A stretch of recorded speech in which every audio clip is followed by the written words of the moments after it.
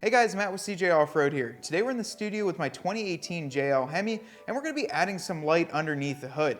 Now we reached out to our friends over at KC HiLiTES and they sent us over their twin Cyclone pack with their underhood lighting kit. Now this is pretty much a universal product that includes a switch, wiring harness, as well as two of these super bright KC Cyclone lights.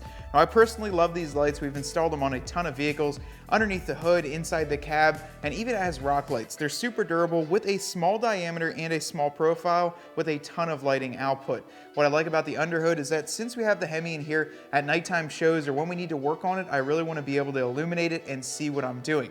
Now, according to KC, these both feature a 5-watt light output, which is going to completely lighten up the underhood here and make it just a whole new vehicle up in the front end when we're trying to work on this thing at night. Like I said before, this is a completely universal kit that includes everything necessary, including the screws as well as detailed directions to go in just about any vehicle. Today's diagram and demonstration is going to be on a 2018 and newer JL or a Gladiator, and this is how we chose to do it. You can do this a bunch of different ways as it comes with a bunch of different brackets and longer harnesses, but this is just one way we can show you how to add some light underneath your hood.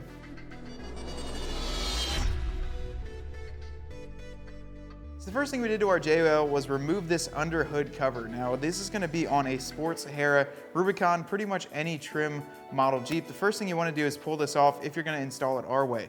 Now Brendan was talking me through this and we're figuring out where we want to mount it. You could mount it outside of this and just drill right through it. Then you have to tuck the wires and kind of pop it off at certain areas, but we just decided to drop it. And we're going to show you where we're going to mount the KC Cyclones, and then he's going to tuck all the wiring up into it and make it look really clean. Honestly, I'm not sure how we're gonna do this, but Brendan's gonna lead the charge and we'll get it done. So what we decided to do, or pretty much what Brendan is deciding to do, is actually mount this on the side of the hood.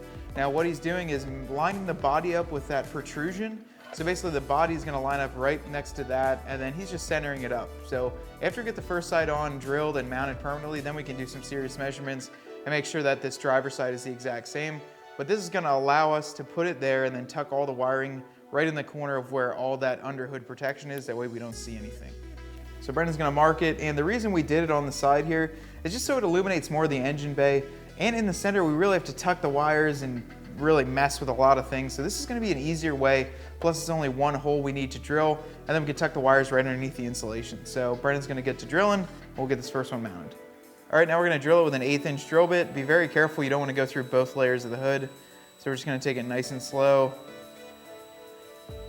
and cut right through it.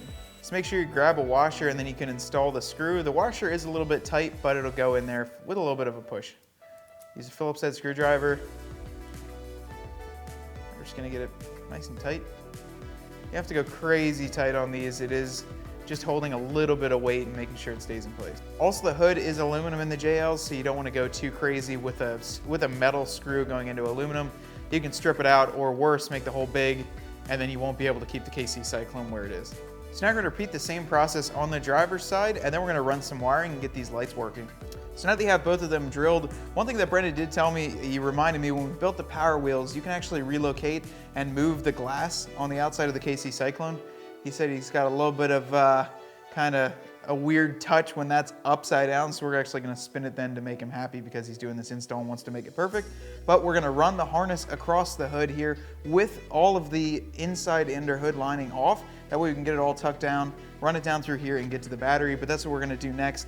This is a universal hood light kit, like I said before, so this will vary depending on where you mount it or what kind of vehicle you have, but this is the way you're going to route it when you do it.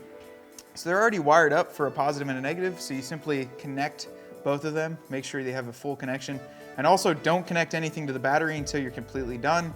And I also leave the fuse out until we make sure all the connections are good and nothing's grounded out or anything like that.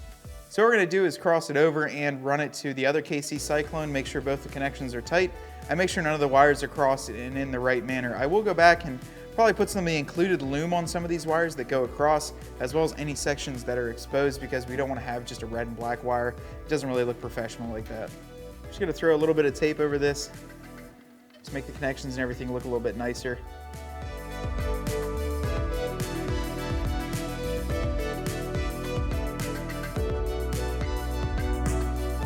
So once you have all the wires tucked away, what we're gonna do is reinstall all the push pins to make sure that our inner liner and hood insulation is nice and tight up in there. Just simply push them in there and make sure it's not interfering with anything. Last thing we need to do is hook up a positive and negative. Make sure the switch is off when you do this.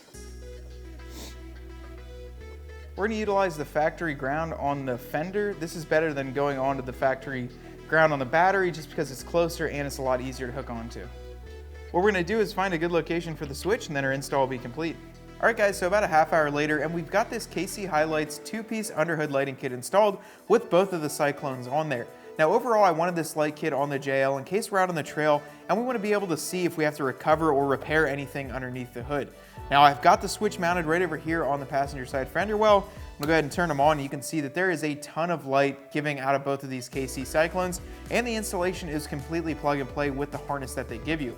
If you've got a truck, Jeep, or just about anything with a hood, I highly recommend one of these kits as they're super simple to install and it's a universal kit. Now we installed it on our JL, this will be the exact same installation on a Gladiator as well. Now if you guys want to check out these KC HiLiTES as well as many other great lighting options, be sure to visit cjponyparts.com. Hope you enjoyed that video. To stay up to date on our CJ Off-Road videos, make sure to subscribe up top here, and for any other installs, make sure to click the link right above.